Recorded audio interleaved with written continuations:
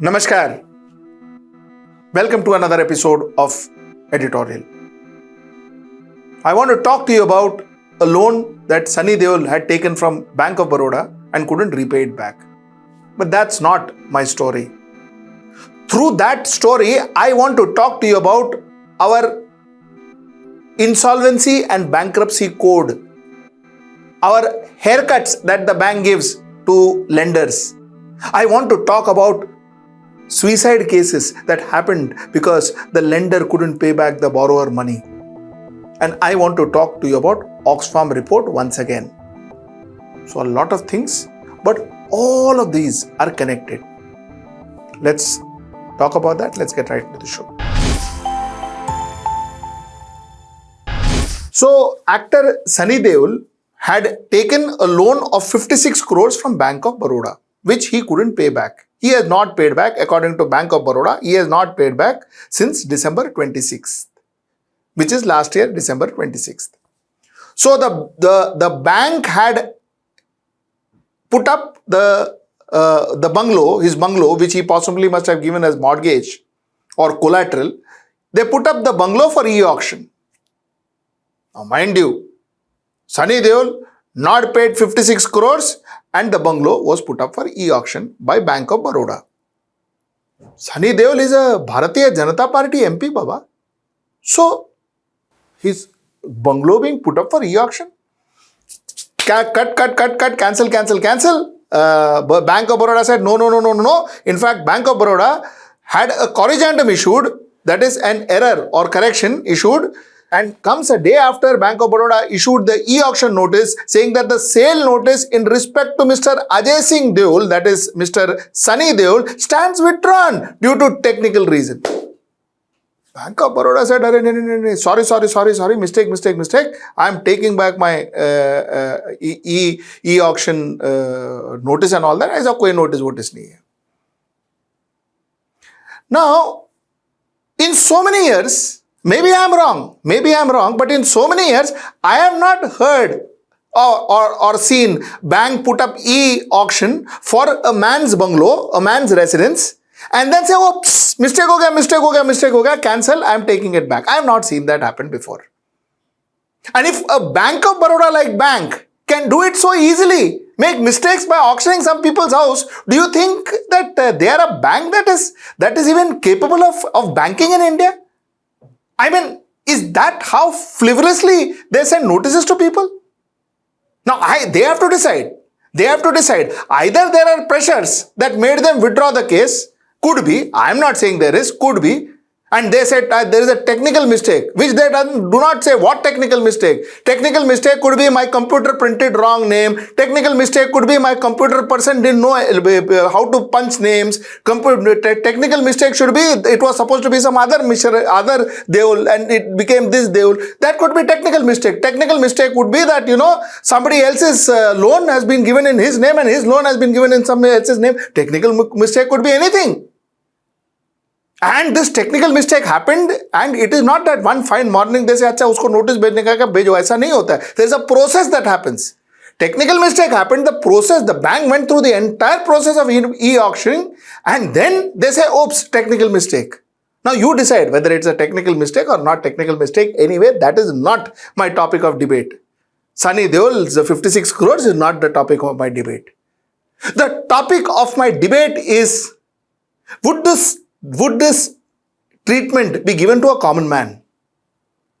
The topic of my debate is, why is that only rich people and rich, famous, politically connected. When I say politically connected, I mean politically connected to Bharatiya Janata Party, the ruling government. Why are only these kind of people getting the treatment? Why don't I see a news article where I say that, some ex-poor man whose house was going to be mortgaged, but then they said, no, there's been a technical error and it was not mortgaged. Why don't we hear news like that? Why is it only about rich and famous?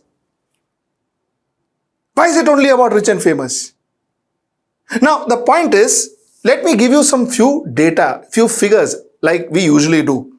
You see, bank continues to reel under large haircuts with an average of rupees 69 going towards losses for every 100 rupees of their claims admitted towards resolution of stressed assets under the IBC process. Latest IBBI data for end of June 30th showed. IBC is Insolvency and Bankruptcy Code, and IBBI is Insolvency Bankruptcy Board of India. I'm just giving you the full forms. Okay, out of every 100 rupees that is admitted for claims, 60 rupees is lost. This is your bank. This is your bank. Now, 60 rupees loss, matlab whose loss? Your loss. Your loss. So, the first point I want to make is this is how bank collects money. Your money, the money you deposit in the bank, this is how bank collects money. Okay, now let's get into some more data. Okay, before I get into another point of mine. Now, according to, like, again, the IBBI report, like I told you, the Insolvency Bankruptcy Board of India report, April to June 2022, the admitted claims were 10,697 crores. The total realizable value was 1,145 crores. Realizable value as of percentage of admitted claims is 10.7%. Out of the admitted claim, only 10.7% value was realized. This is the status of our bank. Now, total till June 2022, the total admitted claim according to IBBI is 7,67,385 crores, out of which the realizable value is 2,35,094 crores, and the value realized in terms of percentage versus the claim is 30.64 crores, which technically means almost 69% of money gone. Swaha. So that's the status. Okay. Now, some of the key factors that are contributed to the plummeted recovery under IBC is delay in processing of insolvency. The prime reason for this delay are non-filing of vacancies at the tribunal, rise in the backlog of cases before the tribunal, insufficient knowledge and training of the stakeholders. These are the reasons why the collection is bad. ठीक है ना? Technically speaking, a lot of management lethargy. ठीक है, इसको हम side में रखते हैं. Let's keep this aside. Okay. In fact, yeah, before that, let me also give you one point on what the expert says. The expert says that the insolvency law experts say that current trends of large haircuts calls for urgent regulatory changes to introduce the concept of benchmark for the quantum of haircuts in the resolution plan. You see, before I get into my next part of the editorial, let me explain. The banks take it easy. The banks take it easy. There is a lot of lack of knowledge amongst the stakeholders. The processes are not followed, and if they are followed, it is delayed. There is backlogs. So things are taken very easily. Therefore, recoveries don't happen. Now, what does the expert say? The expert says that, listen, you know what? You know why? There has to be some amount of line given for huge haircuts. You are giving huge haircuts to people who borrow money. There has to be some kind of a capping. This can't be there, kuch bhi, whatever amount of money, and we give haircuts. Aisa nahi ho sakta hai. Okay, now let's keep all of this aside. ठीक है ना? So you are getting haircuts. Big companies get haircuts. Like I told you, the recovery is almost 69% is money is gone. It's only 30.98% recovered. All of that we know. Now, who gets this benefit? Who doesn't pay money? Do you know any friends of yours who have taken money from the bank and who didn't pay it? And they didn't get people coming to their house, recovery agents coming to their house, their vehicles being taken, their scooters being taken, their houses being taken, their cars being taken, their jewelry is being taken. Do you know of anybody who that has not happened? That's the point. The haircuts are not given to common people. The haircuts are given to the rich, to the super rich. He or she is the one who gets the haircut. People who have got tons of money, who loots the bank, who defrauds the bank, makes more money, shows thenga to the bank, and the bank goes around, here and there a little, then gives him huge haircut and takes a little out of it and goes back home happily, and everything is happy ever after. But that man who has taken money for a scooter because he could save some money, from in public transport to go to his office, that scooter fellow, if he doesn't pay his EMI on time, there goes a scooter. The bread earner loses his job or her job.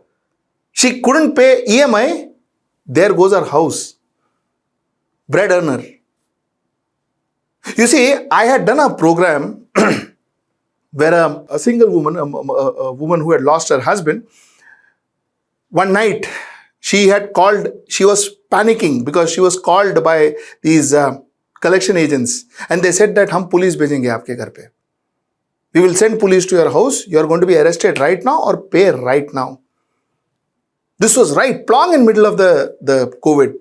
She went around with her jewelry in the building saying that please buy my jewelry and pay me money or police will come to arrest me.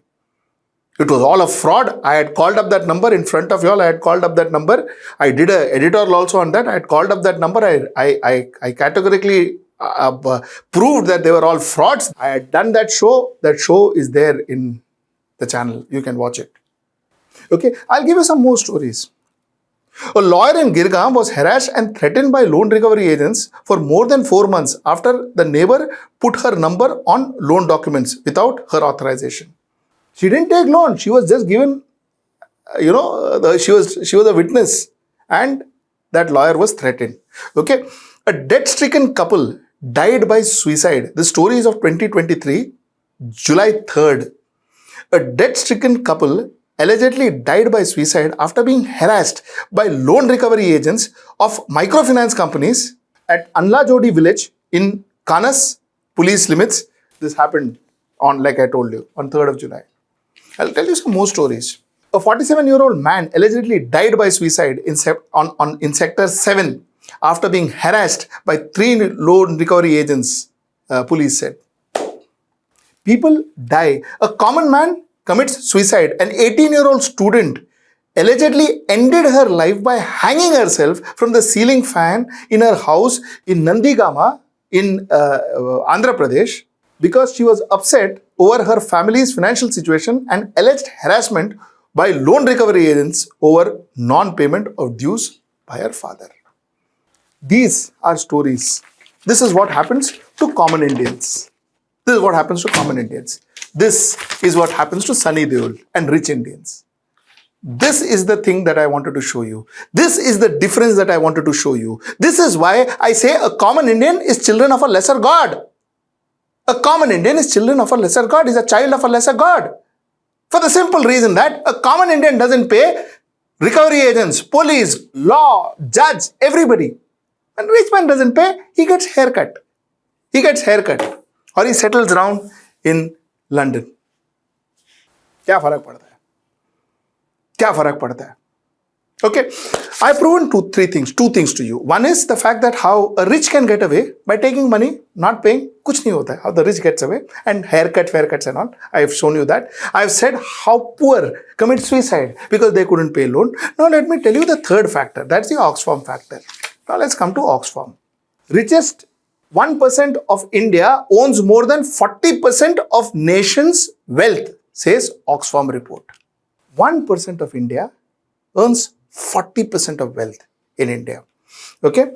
Billionaires' fortune increased by almost 10 times over the decade and their total wealth is higher than the entire union budget for the fiscal year 2018-2019, which was 24,422 billion, according to the report, according to Oxfam report. Being one of the fastest growing economies and the aspiring world power, India is one of the most disparate countries, notes Oxfam report. Wealth inequality has sharply risen in India, which is already fragmented along the lines of caste, gender, and religion. Oxfam report.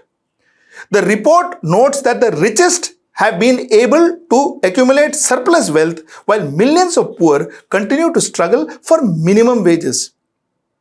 Quality of education, access of healthcare services, and housing rights. The rise of the richest comes most at the cost of women and children, as education and healthcare services suffer from chronic underinvestment and budget cuts. Oxfam report. Oxfam report terms present times as living through an unprecedented movement of multiple crises, where tens of millions of people are facing hunger, the drastic climate breakdown, hundreds of millions of people struggling with impossible rise in the cost of basic goods for or heating their homes, while climate breakdown is crippling economies, leading to frequent droughts, cyclones, and floods, causing internal and external displacement. The industrialist and capitalist continue to rejoice the benefit of their doing. 3 points. Like I always said, 1% has 40% of wealth, and that's going to grow.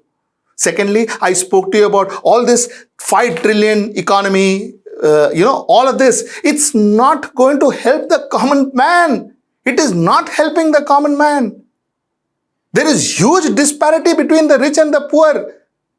All this 5 trillion and 10 trillion and 100 trillion and all will make richer and more richer and more richer.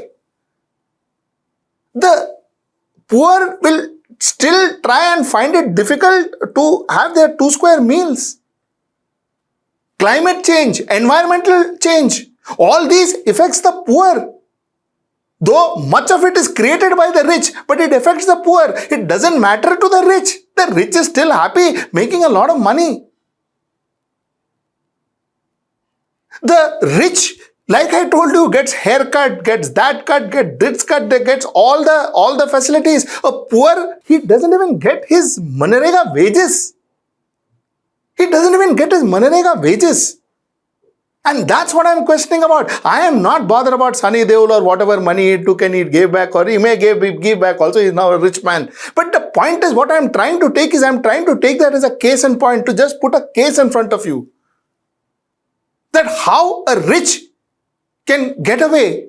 How the bank can say, Corrigantum, sorry, oops, mistake ho gaya. This, I take back my auction notice.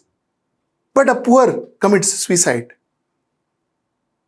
And I want to talk to you about Oxfam because I want to say that the reason why there is disparity, there is reason why the rich gets richer and the poor gets poorer is because the poor, if he takes 100 rupees, he will be killed if he doesn't pay that 100 rupees. His life will be made miserable if he doesn't pay 100 rupees. He has to sell everything that he has if he doesn't pay that 100 rupees back. But if the rich takes it, a rich takes 10,000 rupees, nothing happens to him. Out of which maybe if he doesn't pay, he'll end up paying, he'll get a haircut, and according to whatever reports, he would end up paying possibly 300 rupees out of the 10,000 rupees or 3,000 rupees out of the 10,000 rupees. This is the difference. This is the difference, the way we are treating our rich and we are treating our poor. And if you do continue to do that, this wedge will only grow. Last but not the least, even in this program, I beg of the government, please pay Manrega.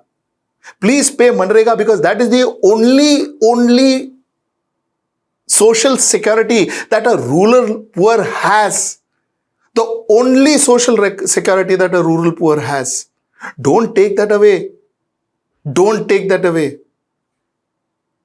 So a rural poor doesn't get his money and a rich is being given haircut. How fair is this? That's the point I wanted to make through this editorial. Before I end, Oxfam was raided on 20th of April 2023 by the Central Bureau of Investigation. How long will we kill the messenger? Till I see you next time. Namaskar.